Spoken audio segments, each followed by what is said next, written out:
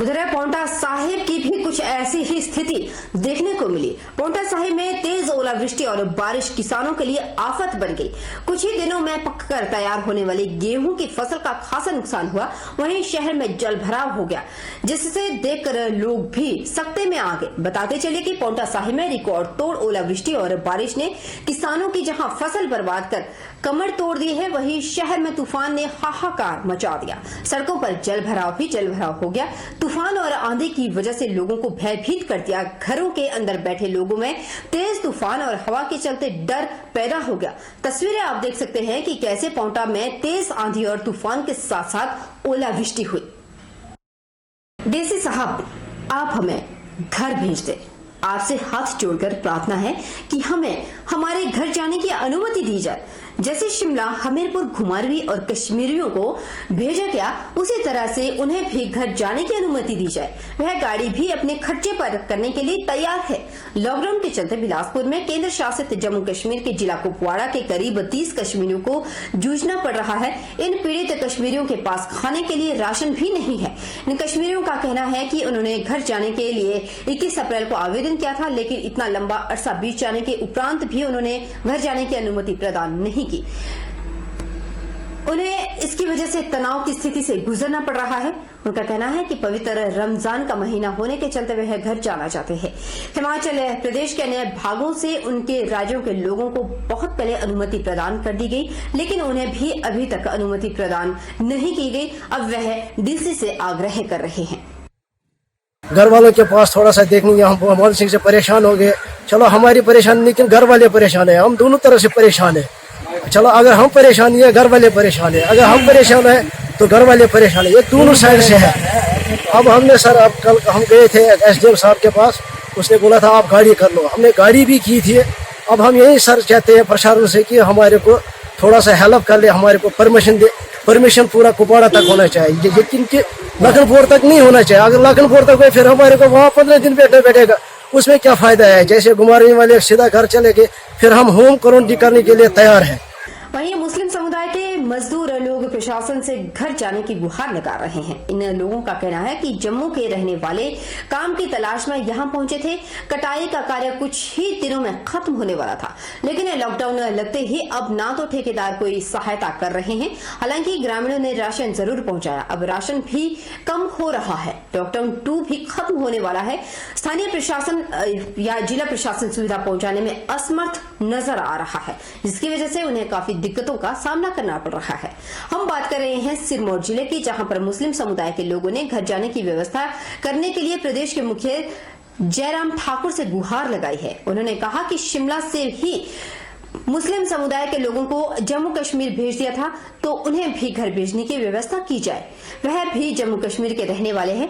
उनके पास जो पैसे थे वह खत्म हो चुके हैं। अब उनके पास राशन लेने के लिए भी पैसे नहीं हैं, जिसकी वजह से उन्हें काफी दिक्कतों का सामना करना पड़ रहा है। 6-8 महीने हो गए यहाँ पे डिस्ट्रिक्ट सिरमौर में काम करते हुए। डिस्ट्रिक्ट सिरमौर तहसील कमरोग में सर हम 12 बंदे हैं। ऐसे हमारे शिमला सोलन से बंदे घर भेजे गए, वैसे हमारी भी कोई सुविधा करें। हम हिमाचल सरकार से ये अपील करना चाहते हैं कि हमें भी किसी तरह घर भेजा जाए। ना तो इधर खाने के लिए कुछ है, ना पैसे भी ख़त्म हो गए सर। पहले जितने पैसे थे वो सब लग गए राशन पे। राशन भी आज महंगी हो रही है। वहीं कोविड-19 ने देश में हाहाकार मचा रखा है, जिसके लिए संपूर्ण सुरक्षा का जिम्मा पुलिस और चिकित्सकों के कंधों पर है। सिरमौर पुलिस अधीक्षक अजय कृष्ण ने देर शाम अचानक औचक निरीक्षण किया, जिसकी वजह से पुलिस दल बल में खलबली मच गई। एसपी ने पांवटा साहिब के गोविंद घाट बैरियर और बहराल बैरियर पर नाकों का औचक निरीक्षण किया, जिसमें उन्होंने जांचा कि जो वाहन बाहरी राज्यों से हिमाचल में ई पास लेकर आ रहे हैं उनकी किस तरह से जांच हो रही है, कितने लोग हिमाचल में आ रहे हैं, उनकी सही ढंग से एंट्री की जा रही है, यह जांचा किया। पुलिस को आने वाली समस्याओं के बारे में भी जवानों से बातचीत की और जवानों को दिशा निर्देश भी दिए। वहीं पुलिस अधीक्षक अजय कृष्ण शर्मा ने बताया कि औचक निरीक्षण करने का सिर्फ एक ही मकसद था कि पुलिस के जवान कितनी मुस्तैदी के साथ जांच में जुटे हैं। उन्होंने बताया कि पुलिस के जवान जिम्मेदारी के साथ ड्यूटी कर रहे हैं। आज मेन मकसद यही था कि बिना बताए आना, किसी को बताया नहीं था कि आना है, ये चेक करने के लिए कि किस तरह से कार्रवाई किस तरह से चल रही है। जो मान लीजिए कोई पास लेके आ रहे हैं, ई पास लेके आ रहे हैं, क्योंकि अभी कुछ हिमाचल के लोग जो वापस आना चाहते थे उन्होंने ई पास भी लिए हैं।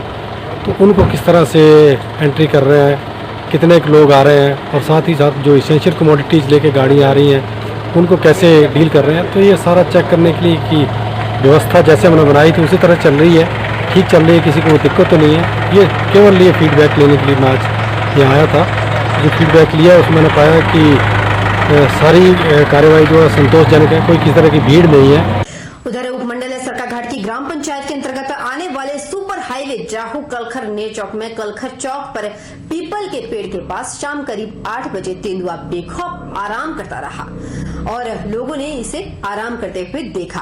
गाड़ी में सवार लोगों ने लगभग 10 मिनट तक यह मंजर देखा, जिसे देखकर लोगों के रोंगटे खड़े हो गए। स्थानीय लोगों में सुरेश कुमार, राजकुमार, सुरेंद्र पाल, चंद्रेश वर्मा, चंद्र सिंह, निशु का कहना है कि यहाँ पर तेंदुआ पीपल के पेड़ के नीचे और हनुमान मंदिर के पास आकर बैठता रहता है, लेकिन आज दिन तक तेंदुए द्वारा कोई भी जान माल का नुकसान नहीं किया गया। वहीं विश्व हिंदू परिषद ने महाराष्ट्र और यूपी के बुलंदशहर में घटित हुई साधुओं की कथित निर्मम हत्याकांड की कड़ी भर्त्सना की। केंद्र सरकार से इन मामलों की सीबीआई जांच करवाने की मांग की। विश्व हिंदू परिषद की ओर से मंडी जिला अध्यक्ष ने इन घटनाओं की कड़ी निंदा की और महाराष्ट्र के पालघर में हुई साधुओं की निर्मम हत्याकांड की सीबीआई जांच करवाने की भी मांग की। उन्होंने कहा कि देश पहले है और केंद्रीय नेतृत्व के निर्देशानुसार राष्ट्रीय स्तर इसके लिए अभियान चलाएगी। जब वहां पे 5 या 6 लोग पीट रहे हैं और वो वीडियो में साफ दिख भी रहे हैं, तो क्यों उन्हीं 10 लोगों को, ज्यादा से ज्यादा भी अगर मान लिया जाए तो 10 लोगों को ही हेल्ड क्यों नहीं किया गया? वहां पे गिरफ्तार किया गया 110 लोगों को, जिसमें कि कई माइनर भी हैं। वो इसलिए 110 लोगों को गिरफ्तार किया गया ताकि उस घटना को मॉब लिंचिंग का एक रूप दिया जा सके। महाराष्ट्र के पालघर में हुई साधुओं की निर्मम हत्या और अभी 2-3 दिन पहले बुलंदशहर में हुई साधुओं की निर्मम हत्या की, दोनों की पुरजोर निंदा करता है। लेकिन निंदा करते हुए यह अवश्य कहना चाहूंगा कि इन दोनों घटनाओं में आपसी समानता बिल्कुल भी नहीं है, जैसा कि कुछ विपक्षी पार्टियां और महाराष्ट्र की जो रूलिंग पार्टियां हैं वो ऐसा साबित करने का प्रयास कर रही हैं। जहां लॉकडाउन के चलते जिला में 7 बजे से 10 बजे तक समय कर्फ्यू में छूट दी गई थी, उसको बढ़ाकर अब 11 बजे कर दिया है। वहीं कुछ अन्य दुकानें को भी इस समय में खुली रह सकती है, लेकिन भोरंज में लोग सोशल डिस्टेंसिंग की धज्जियां उड़ाते नजर आ रहे हैं। इन दुकानों पर लोगों की काफी भीड़ हो रही है और लोग सोशल डिस्टेंसिंग का बिल्कुल भी पालन नहीं कर रहे, जिसकी वजह से भोरंज एसडीएम अमित शर्मा ने जाहू में 2 दुकानों, एक क्लिनिक और एक करियाना और भोरंज में सब्जी की दुकान को सील कर दिया। उपमंडल भोरंज के एसडीएम अमित शर्मा ने बताया कि 3 दुकानों को सोशल डिस्टेंस मेंटेन नहीं करने पर सील किया गया। उन्होंने कहा कि ज्यादा लोग एक जगह एकत्रित न हो ताकि वायरस को फैलने से रोका जा सके। भोरंज की जनता को हिदायत दी गई है कि उपमंडल भोरंज की में दुकानें सुबह 7 से 11 बजे ही खुलेगी। प्रत्येक दुकानदार सामाजिक दूरी के नियमों और अन्य आदेशों की पालना सुनिश्चित करेगा और अवहेलना करने वाले दुकानदार की दुकान आगामी आदेशों तक सील कर दी जाएगी। सामान खरीदने हेतु एक परिवार से केवल एक ही व्यक्ति पैदल आ सकता है। बिना पास कोई भी निजी वाहन चलाया नहीं जा सकता। यदि बिना पास के कोई भी निजी वाहन सड़क पर पाया गया तो पुलिस द्वारा उल्लंघनकर्ता के खिलाफ आवश्यक कार्रवाई की जाएगी। वाहनों के चालान काटे जाएंगे। हर माध्यम से सरकार द्वारा ये कोशिश की जा रही है कि लोगों को दिमाग तक ये बात बताई जाए कि सोशल डिस्टेंसिंग और मास्क सबसे जरूरी अहम है और यही 2 औजार है जिसके बेस पे हम कोरोना वायरस से लड़ने में और उसके बचाव में मैक्सिमम रोल है इन चीजों का। इसके बावजूद हम कुछ दुकानें ऐसी जहां पे सोशल डिस्टेंसिंग का पालन ना हो रहा है, तो डी साहब के ऑर्डर के अनुसार हमने, जिसमें रिस्पॉन्सिबिलिटी फिक्सिंग जो है वो इंडिविजुअल दुकानदार की गई है। तो हमारे यहाँ 3 दुकानें ऐसी थी, इनमें से एक छोटा क्लिनिक था, एक करियाने की दुकान थी और एक सब्जी की दुकान थी, जहां हमको सोशल डिस्टेंसिंग देखने को नहीं मिली और वहां भीड़ पाई गई और लोग आपस में सटे हुए बैठे थे और उनमें से कुछ ऐसे भी थे जिन्होंने मास्क नहीं पहना था। तो इस बात के मद्देनजर हमको पिछले कल उन 3 दुकानों को सील करना पड़ा। और उधर प्लाज्मा थेरेपी से कोरोना के रोगियों का इलाज करने के लिए होने वाले क्लिनिकल ट्रायल कार्यक्रम में शामिल होने के लिए श्री लाल बहादुर शास्त्री राजकीय मेडिकल कॉलेज और एवं अस्पताल नेरचौक प्रशासन को प्रस्ताव मिला है। यह प्रस्ताव मेडिकल कॉलेज प्रशासन को भारत सरकार के central drugs standard control organisation की ओर से मिला है। आईसीएमआर से कोविड-19 के इलाज के लिए प्लाज्मा थेरेपी के क्लिनिकल ट्रायल को मंजूरी मिल चुकी है। इसके तहत सीडीएससीओ की ओर से ट्रायल में शामिल होने के लिए नेरचौक मेडिकल कॉलेज प्रशासन को प्रस्ताव भी मिला। बताते चले कि नेरचौक मेडिकल कॉलेज को समर्पित कोविड-19 अस्पताल बनाया गया है और अभी हाल ही में चंबा से भेजे गए 4 कोरोना पॉजिटिव लोग यहां से 19 दिन का इलाज लेकर स्वस्थ होकर लौटे हैं। नेरचौक मेडिकल कॉलेज के ब्लड सेंटर की भी अब मंजूरी मिल चुकी है।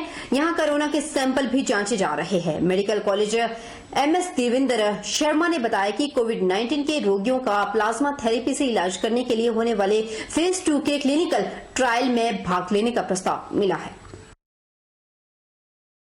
उधर उपमंडल की ग्राम पंचायत डलाहा की ज्योति प्रकाश पुत्र राम नारायण ने कोरोना संकट से निपटने के लिए अपनी ओर से 7,000 रुपए मुख्यमंत्री राहत कोष में दिए। इन दिनों ज्योति प्रकाश बतौर प्रिंसिपल राजकीय वरिष्ठ उच्च माध्यमिक पाठशाला उर्ला में अपनी सेवाएं दे रहे हैं, जिन्होंने आज एक चेक के जरिए राशि कोविड-19 सीएम राहत कोष में दान की।